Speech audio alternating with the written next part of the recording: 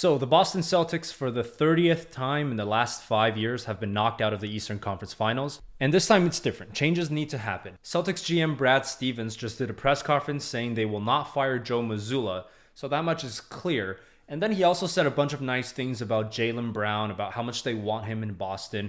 And it's weird. Like, the way I see people talking about this is as if they've never watched a press conference from a general manager after the season ends. It's like, of course, they always say nice things about the players. They always say they want to bring him back. It does not mean he's definitely going to re-sign Jaylen Brown. If you were to ask him in that same press conference, what do you think about Grant Williams? He would say the same nice things about Grant Williams. So I put zero stock in these comments. I don't care at all about how much Brad Stevens says, yeah, we want him in Boston. He's been such a big part of this. It doesn't matter. If Brad Stevens is a competent GM, which we know he is, and if he is ruthless, which we know he is, he will be exploring Jaylen Brown trade options. And I think that's the correct option because I do not think you can re-sign Jaylen Brown. So Jaylen Brown is not a free agent this year. He's going to be a free agent next summer, but it means this summer he can re-sign for an extension. Because Jaylen Brown has made all NBA teams, he can re-sign for the Supermax. Now, don't get me wrong, Jaylen Brown is a great player. But is he worth 5 years, $295 million? No. I feel like some context is needed here because the NBA salary cap continues to grow year after year. So to some people, 5 years, $300 million might not sound like that much anymore, but it's a lot of money.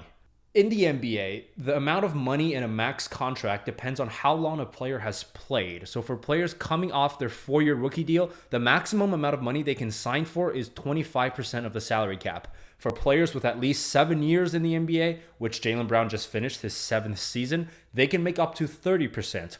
Only veterans who've played 10 years in the league can get a max contract with 35%. The Supermax allows teams to offer their own players up to 35% of the salary cap, regardless of how many years they've played. The Supermax was introduced to allow teams better ability at retaining their superstars, but it's meant for the superstars. It's not meant for guys like Jaylen Brown. To put it into even more context, the salary cap this year is $134 million per team, projected to be $143 next year. So that 5% difference between 30 and 35 comes out to about $7 million per year. $7 million per year is what Caleb Martin signed for last year with Miami. It can land you an important role player or allow you to keep an important role player like Grant Williams. The other problem is that Tatum will definitely get the Supermax extension next year when he becomes eligible. And I think Tatum is worth it. But having 2 Supermax players on your team really cripples your flexibility moving forward. Not to say it's never worth it. If you have 2016 Kevin Durant and Curry, sure. If you have 2010 Wade and LeBron, sure. But 2023 Tatum and Brown? Are you okay having those 2 guys take up 70% of your cap? Of course, we would not be having this conversation if Jaylen Brown didn't have a terrible series against Miami in the Eastern Conference Finals. And not to put everything into the most recent series and not to be overwhelmed with recency bias, but I think it did expose a lot of issues with Jaylen Brown as a potential superstar player because he's confusing, right? Brown averaged 26 a game in the regular season, which was 9th in the NBA, but he does have glaring weaknesses that prevent him from reaching superstar status. And I don't think they're going to get better. He can dribble. He's an okay but not great shooter. As a perimeter player in today's NBA, if you can't dribble, you're not an elite shooter, you can't make plays out of the pick and roll, you're not a superstar. It's that simple. No matter how good you are at everything else. Game 7 was a great example. Tatum gets hurt on the first play. He can't initiate the offense anymore, so they run more plays for Brown, have him hold the ball more, and it's a disaster. 8 turnovers. I remember during Jaylen Brown's first few years in the league, so this would be around 2016-ish, I compared him to 2 other players, Paul George and Jimmy Butler. And both players, by the way, when they were at 26, I think I would have given them the Supermax extension because both of those players at Jaylen Brown's current age had already shown some promise to potentially be the number 1 option on a championship caliber team. And they got there by noticeably improving their game. Paul George went from being a non-shooter to being one of the best shooters in the NBA. Jimmy Butler went from being a Tony Allen type role player to learning how to dribble, learning how to pass. He learned how to be an on-ball playmaker and essentially right now plays point guard on the Heat. I don't see Jaylen Brown making that sort of noticeable leap in any area in his game. I think at 26, sure, he can get a little bit better in 2 or 3 years, but I think for him to be worth the Supermax, he has to have a noticeable transformation. I don't think it's going to happen. So as far as I can see, here is the roadmap for Boston. You have 3 choices with Brown. Number 1, you can give him the Supermax extension. Option 2, you can keep him on your team and he becomes an unrestricted free agent next summer. Or option 3, you can trade him. To me, option 1 is out of the question for the reasons I listed above. Option 2 is interesting. I'm not completely opposed to it. You run it back, you get veteran assistant coaches around Joe Mazzulla. You should still be a contender. If you win the championship, or if Tatum and Brown each take another leap, you can still offer Jaylen Brown the Supermax. But here's the danger, and this is why I prefer option 3 instead. If Jaylen Brown can get the same amount of money from other teams, I think Brown will probably just leave. Also, Jaylen Brown in recent years has not exactly given 100% the, oh, I love Boston, I want to be here for the rest of my career kind of comments.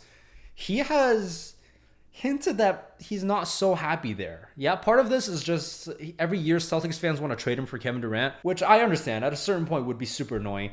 Like, Jaylen Brown averaged more points this year than Kevin Durant, and he is like, you guys still want to trade me for KD? Like, for what? And there's also a whole thing with, Jaylen Brown is very into social justice. He wants to be an activist off the court. And he's made some comments about, how Boston has a reputation. Like, there's just hits, right? I don't think Brown wants to be in Boston unless the Celtics can offer him straight up like $50 million more dollars than any other team can literally offer. Then he'd be like, okay, well, I mean, $50 million is $50 million. You know what I mean? Like, fuck social justice.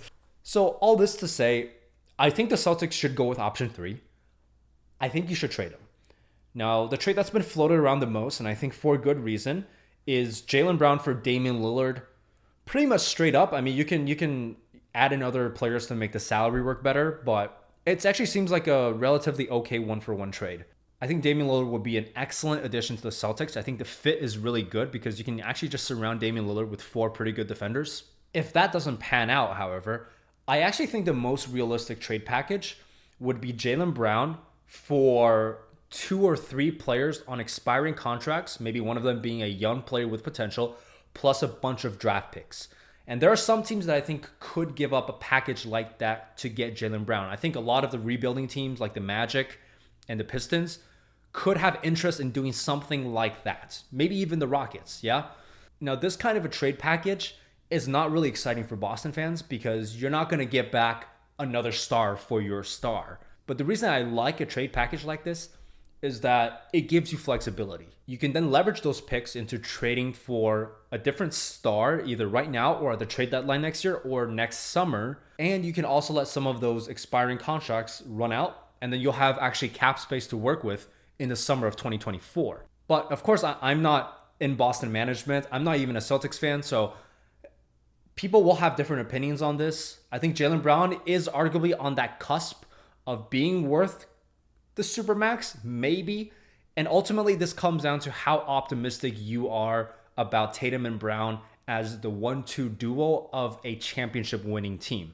Like, you can think about it this way. The past 5 NBA champions, their second best players were Wiggins, Middleton, Anthony Davis, Pascal Siakam, and Steph Curry. So you might think to yourself, well, I feel like Jaylen Brown can be just as good as Middleton and Siakam were, right? True. But can Tatum be as good as Curry, Kawhi, LeBron, Giannis, or Durant? Because Tatum's not there yet. If you think Tatum will get better and he can get to that next level, then sure. I think you can slightly overpay Jaylen Brown just to keep the core intact. It's essentially what Milwaukee did with Middleton, yeah? And it paid off. I'm just personally not sold on them as a duo. I'm actually more sold on them as individual star players than them together. I think both Tatum and Brown would benefit tremendously from playing with a star point guard or just a star ball handling guard. And the problem is if you supermax both Tatum and Brown, you're never getting a star guard on your team. The best you're going to get, the best you can afford is like a Derek White, Malcolm Brogdon type. So yeah, those are essentially my thoughts on the Celtics. I am very much in the camp of you got to do something pretty drastic. I think there's opportunities. I think Jaylen Brown has very good trade value right now on the market. So a lot to consider. But yeah, that's it. It feels good talking basketball.